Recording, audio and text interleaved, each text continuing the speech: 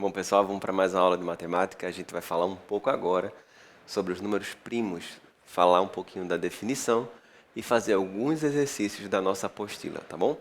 Primeira coisa é o conceito. O que é um número primo? Existem algumas confusões, existem alguns detalhes que devem ser mencionados, porque às vezes a gente confunde e para não perder uma questão é preciso conhecer detalhadamente esse conceito.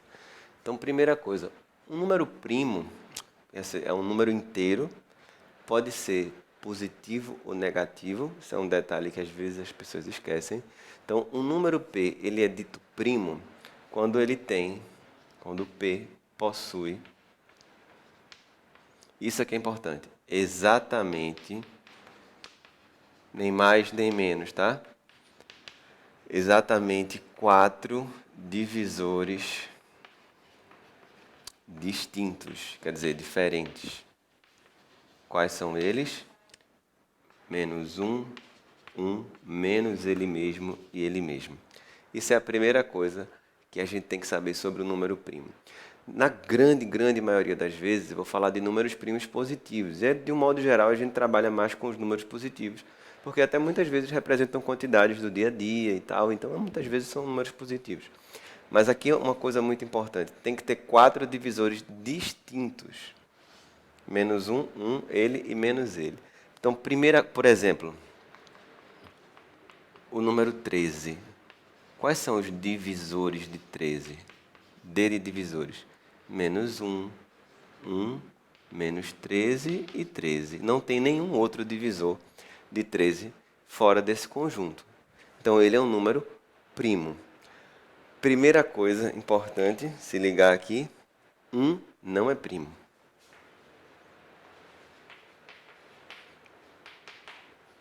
Isso é uma confusão, tá? Muita gente, o número 1 é primo porque só divide por 1. Para ser primo tem que ter 4 divisores distintos. Se você olhar para o número 1, quais são os divisores de 1?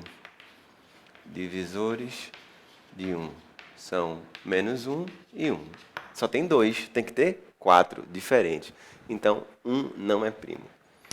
Outra coisa, o número 2 é o único primo natural par. 2 é o único primo natural par. Quando eu falo único primo natural, por que eu não falei único primo, único número par que é primo? Porque tem menos 2 também, tá? É só esse detalhe. Então, o único primo natural, porque I maior ou igual a zero, que é par, é 2. Todos os outros primos são números ímpares, ok? Todos os primos são ímpares.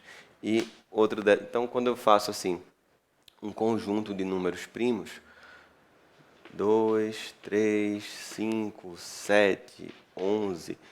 Caramba, tem muito primo, grande, e assim por diante. Inclusive, o conjunto dos números primos é um conjunto infinito, tá? Existe uma infinidade de primos. Eu não vou demonstrar isso nessa aula aqui, mas eu vou deixar um card aqui para você assistir, se você tiver interesse, como é que se prova que o conjunto dos números primos é infinito, tá bom? Continuando, o número quando não é primo, ele é chamado de número composto, tá? Então tem uma coisa importante aqui.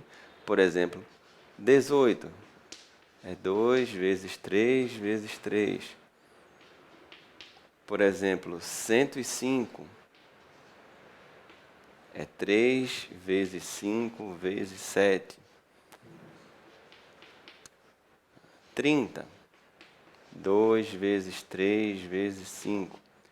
Então, são números que nós chamamos de números compostos.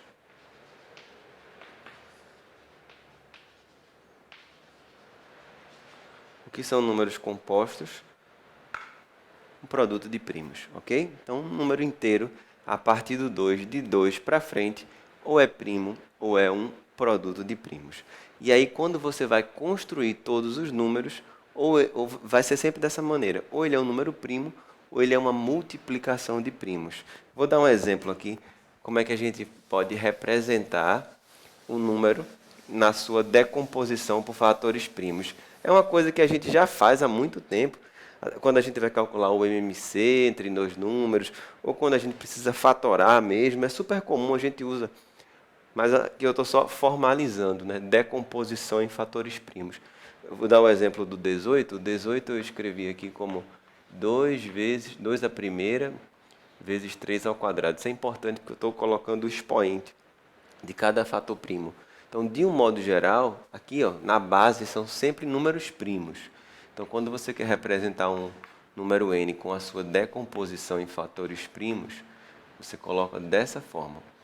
Um primo P1 elevado a um expoente alfa 1, um primo P2 elevado a um expoente alfa 2, um P3 elevado a um alfa 3, até um determinado primo PK elevado a um alfa K.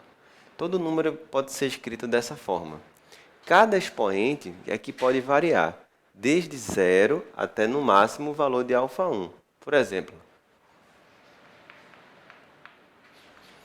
um número, vamos dar um exemplo aqui como 360. 360 pode ser decomposto em fatores primos. Eu vou colocar aqui a sua fatoração. Vou fazer aqui, mas nas questões de um modo geral a gente coloca já faz direto, um pouco mais rápido. Você pode fazer na sua casa aí na mão direitinho, para a gente ganhar tempo. Depois eu vou colocar direto, mas aqui eu vou fazer um por um primeiro, que é o primeiro exemplo. Então por 2, 180, por 2, 90, por 2, 45, por 3, 15, por 3, 5, por 5, 1. Então, quando você conta aqui, 2 à terceira, 3 ao quadrado, 5 à primeira.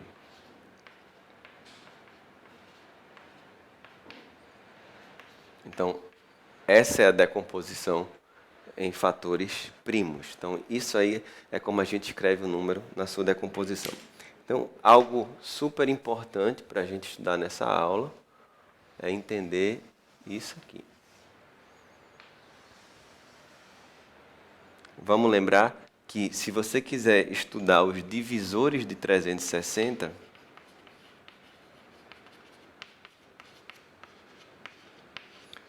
todos os divisores de 360 têm que fazer parte, eles devem fazer parte desses números primos aqui, tá?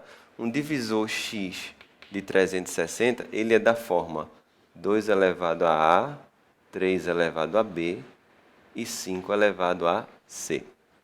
Concorda? Por quê? Porque na decomposição de 360, eu tenho 2 à terceira, 3 ao quadrado, 5 à primeira. Eu não tenho 7, por exemplo, eu não tenho 13, eu não tenho 17, eu não tenho 11, eu não tenho outros primos além de 2, 3 e 5. Então, todo divisor de 360 tem que ter essa aparência. Agora, o valor do expoente do 2, ele é no máximo, olha só, no máximo 3. Então, só lembrando aqui, varia de 0 a 3. O expoente do 3, que é o B, olha para o número 2. Ele pode ser 0, 1 ou 2. Então, ele é no máximo 2. E o expoente do 5, que é o C, ele só pode ser 0 ou 1, porque ele termina em 5 a primeira. Então, todo divisor de 360 tem essa aparência. E os seus expoentes são esses números aqui. Obedecem a esse intervalo. Por que eu estou falando isso? Porque de vez em quando aparece um problema falando sobre quantidade de divisores. Quantos divisores tem um número? Ou quantos divisores são ímpares? Quantos divisores são pares?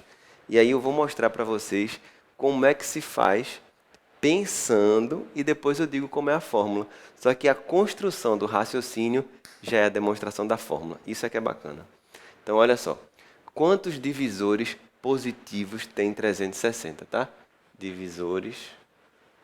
Se você quiser saber os divisores negativos, é só pegar todos os positivos e mudar o sinal. Então, por exemplo, se 360 é divisível por 10, também é por menos 10. Então, se é por 2, também é por menos 2. Se é por 8, também é por menos 8. E assim por diante. Então, os divisores de 360, eles são dessa forma. Eu tenho um expoente do 2, eu tenho um expoente do 3 e eu tenho um expoente do 5, que é justamente o A, o B e o C. Para formar um divisor de 360, eu tenho que escolher um valor para A, um valor para B e um valor para C. Eu tenho que escolher um dos três. Aí você deve estar pensando, está parecendo aula de combinatória. E é um problema de combinatória. É uma questão de princípio da contagem. Vamos lá. Quantas possibilidades eu tenho para o expoente do 2? Pensa comigo. O 2 pode ser de 0 a 3. Pode ser 0, 1, 2 ou 3. Tem 4 possibilidades. Quantas possibilidades tem para o B? O B, eita, eu acabei colocando 0 a 2, desculpa aqui, ó. 0 a 2. Quantas possibilidades eu tenho para o B? Pode ser 0, 1 ou 2. Tem 3 possibilidades. E quantas possibilidades eu tenho para o C? Aqui, ó, de 0 a 1. 0 e 1. 2 possibilidades. Não sei se você está notando que, ó, de 0 a 3 são 4. De 0 a 2 são 3. 0 a 1 são 2. É sempre um a mais que o expoente que está aqui, que é esse limite máximo. Beleza? Quando eu multiplico 4 vezes 3 vezes 2, vai dar 24. O que é que significa? Que o número 360 tem 24 divisores positivos. E os negativos? 24 também. São 48. 24 positivos, 24 negativos, tá bom? É assim que a gente faz para descobrir a quantidade de divisores. O raciocínio é esse aqui. Agora, como é que eu poderia pensar de uma maneira genérica? É super fácil. Número de divisores positivos.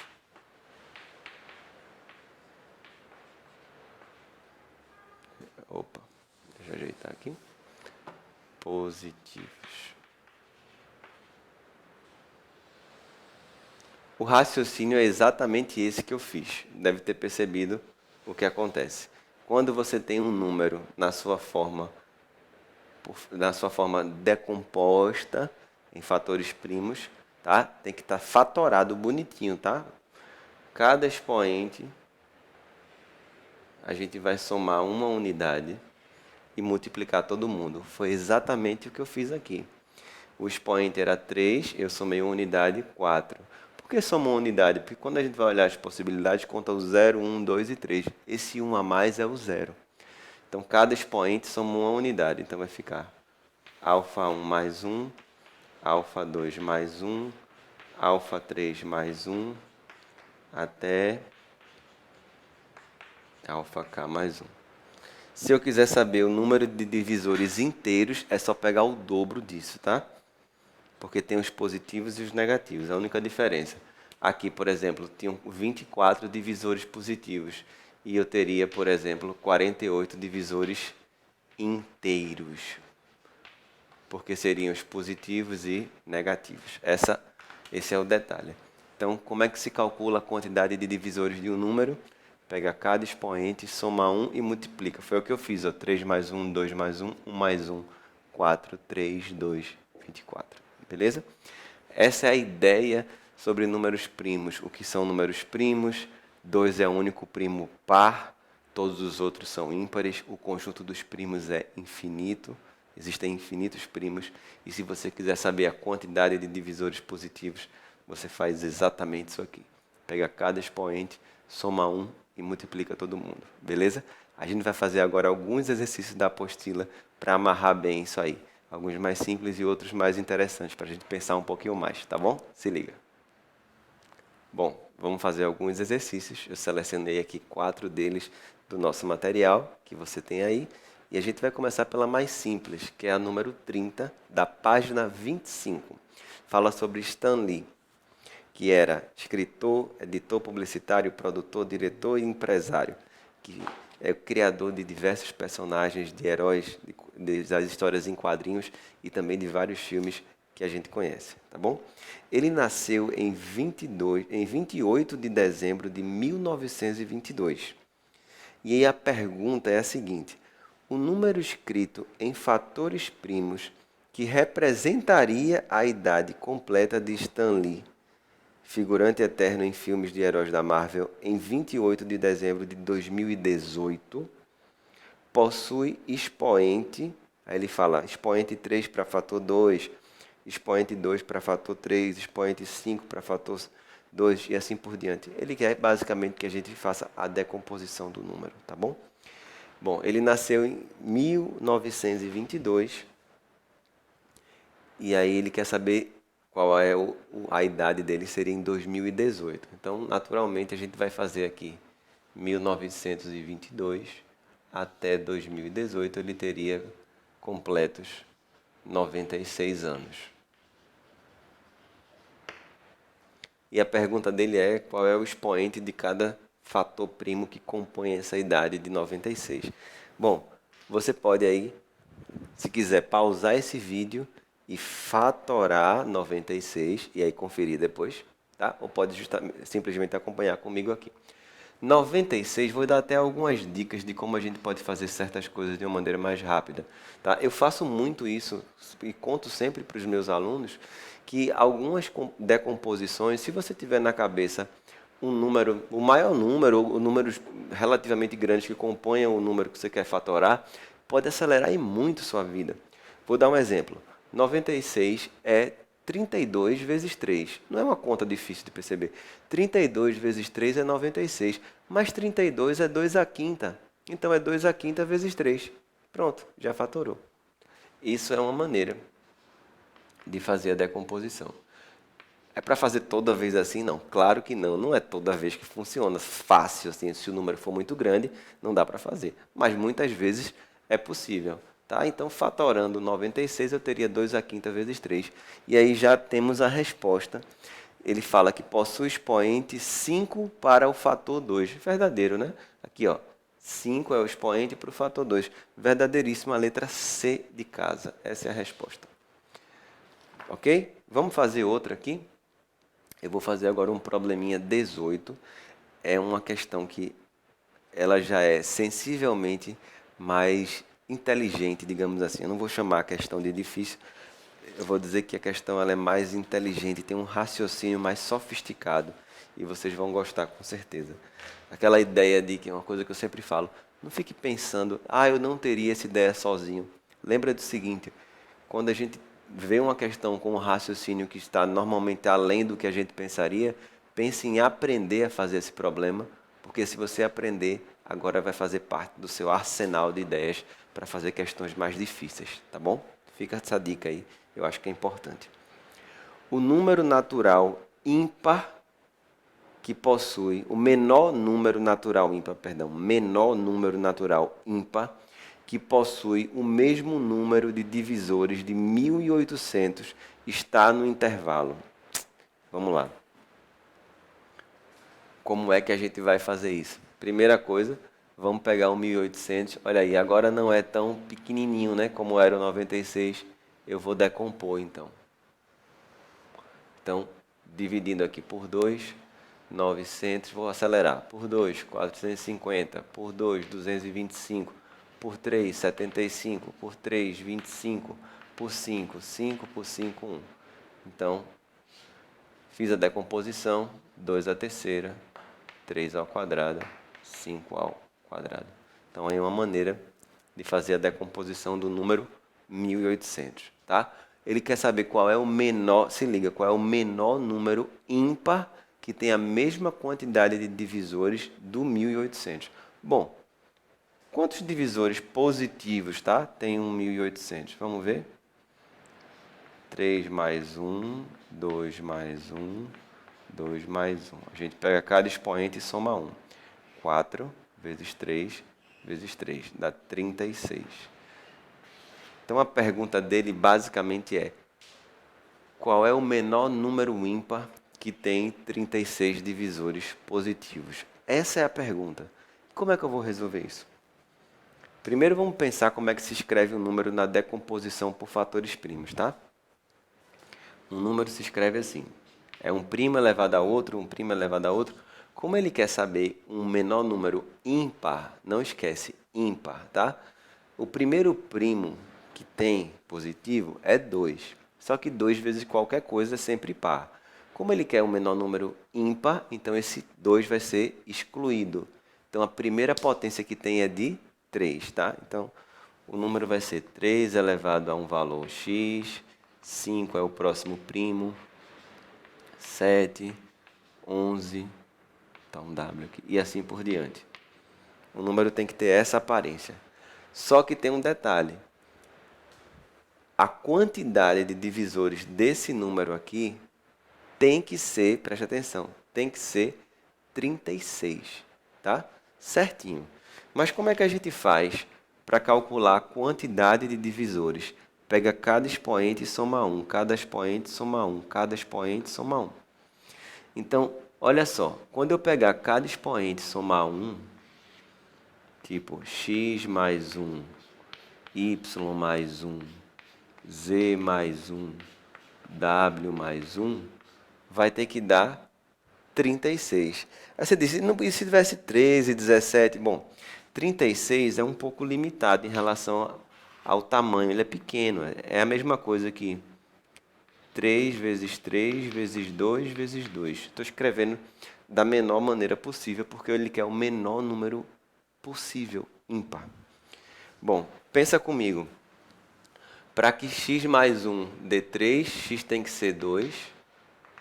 Y mais 1 para dar 3, y tem que ser 2. Z mais 1 para dar 2, z tem que ser 1. E W mais 1 para dar 2, W tem que ser 1. Então, esses são os menores expoentes possíveis, tá? Inclusive, eu vou pegar uma caroninha aqui, porque ficou meio apertado, eu vou escrever aqui em cima. Então, os menores expoentes possíveis para os números 3, 5, 7 e 11. 2, então vai ficar 3 elevado a 2, vezes 5 elevado a 2, 7 elevado a 1, 11 elevado a 1. Beleza? Aí você pode pensar, e quem me garante que aqui é 3 elevado a 2? Por que não é 7 elevado a 2 e 3 elevado a 1? Eu não podia trocar a ordem dos expoentes, porque quando eu multiplicasse ia dar 36. Ia, mas ele quer o menor valor possível do número ímpar. Então eu tenho que fazer com que os expoentes dos números grandes sejam pequenininhos. Se eu tiver que aumentar, eu aumento aqui nos números que são menores, beleza? É assim que a gente consegue construir o menor número possível. E aí esse número aqui pertence a um determinado intervalo. Deixa eu olhar as alternativas aqui. Está entre 1 e 16 mil, entre 16 mil e 17 mil, entre 17 mil, 17.001 e 18 mil, entre 18.001 e 19 mil, e de 19.001 para infinito. Esse número dá 17 mil e alguma coisa, 17.265, alguma coisa do tipo. Está entre 17 mil e 18 mil, beleza? Então, esse número pertence a esse intervalo aqui, de 17.001 até 18 mil. O que está na letra C de casa, ok? Bom, perceberam que já é uma questão mais sofisticada, tá? Aquilo que eu sempre digo, quando o raciocínio é mais complicado, o que é que você faz? Pausa, volta ao vídeo, assiste novamente, vai digerindo a ideia até sedimentar direitinho. Nem tudo você entende numa explicação só. Às vezes precisa voltar, rever, por isso que a gente tem a possibilidade de voltar e tentar de novo. Qualquer coisa, qualquer dúvida, procura a gente, que a gente tira suas dúvidas, tá bom? Não esquece disso. Bom, o próximo problema era o 38, que eu apaguei aqui um númerozinho, mas eu vou voltar. Era o 38, exatamente. E está na página 27. Diz assim, também, vamos pensar um pouquinho, tá bom? Prometo que o 43 é bem facinho, vamos terminar com uma super fácil. Mas esses dois que a gente vai fazer agora tem uma ideiazinha mais sofisticada. Esse, para mim, é o mais difícil. Esse aqui é intermediário. Seja n um número inteiro positivo, tá? N é um número inteiro positivo. Eu vou sempre usar a notação dos conjuntos para a gente sempre ficar acostumado, tá bom? Inteiro positivo. Se os menores divisores positivos de n são 1, 3 e 13, olha só, os menores divisores são 1, 3 e 13. E a soma dos três maiores divisores é 3.905, o valor de n é igual a... Bom, presta atenção numa coisa super importante. Como se eu tenho os menores divisores do número, como é que eu encontro os maiores divisores? Pensa um pouco. Depois que você souber a resposta, parece bem óbvio, mas olha só. Os menores divisores são 1, 3 e 13. Como é que eu encontro os outros divisores? É só pegar o número total e dividir pelos divisores pequenos. Você vai ter os divisores grandes. Faz sentido isso para você? Olha só, vamos supor o número 40. Então, quais são os menores divisores de 40? 1, 2 e 4. São os menores divisores de 40. Se você dividir 40 por 1, vai dar 40. Se você dividir 40 por 2, vai dar 20. Se você dividir 40 por 4, vai dar 10. Esses são os maiores divisores de 40. Entendeu? Então, para descobrir os maiores divisores, basta pegar os números e dividir pelos menores divisores. Como eu falei, depois que você sabe, parece óbvio, né? Mas não é tão óbvio assim quando a gente está fazendo uma questão, né? Então, os maiores divisores são n sobre 1, n sobre 3 e n sobre 13, que é dividir o número pelos menores divisores. E aí a questão fala que a soma dos maiores divisores dá 3.905. Então, eu vou somar aqui n sobre 1, eu posso colocar simplesmente n igual a 3.905. O que é que a gente vai fazer agora? Tirar o MMC.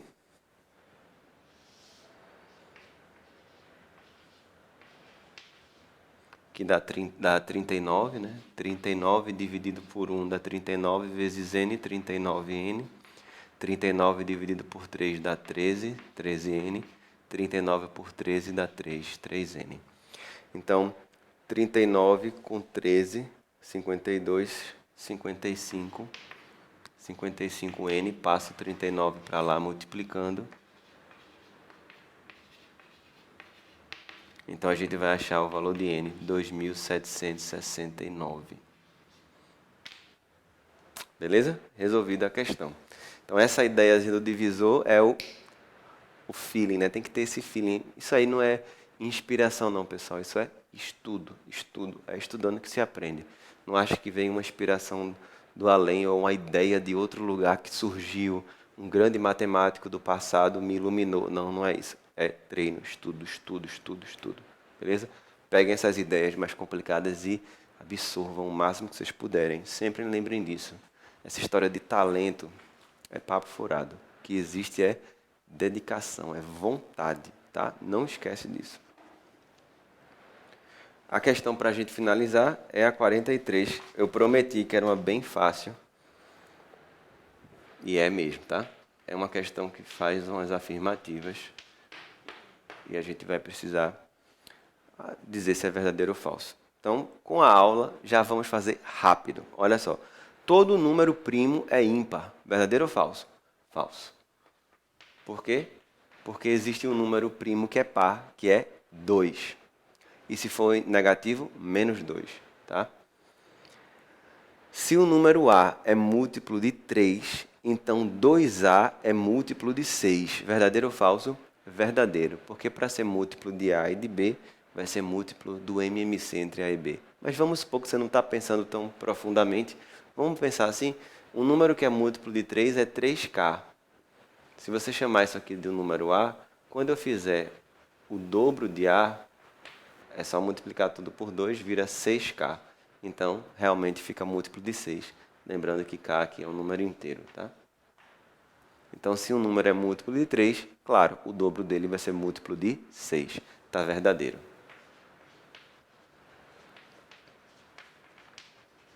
E a terceira afirmativa é, se A é um número par, A ao quadrado também é um número par. Outra questão também que é bem simples, né? Todo número par, se eu multiplicar por ele mesmo, claro, ele continua par. Então, se você chama um número A, sabe como é que representa um número par de maneira genérica? 2K. Certo?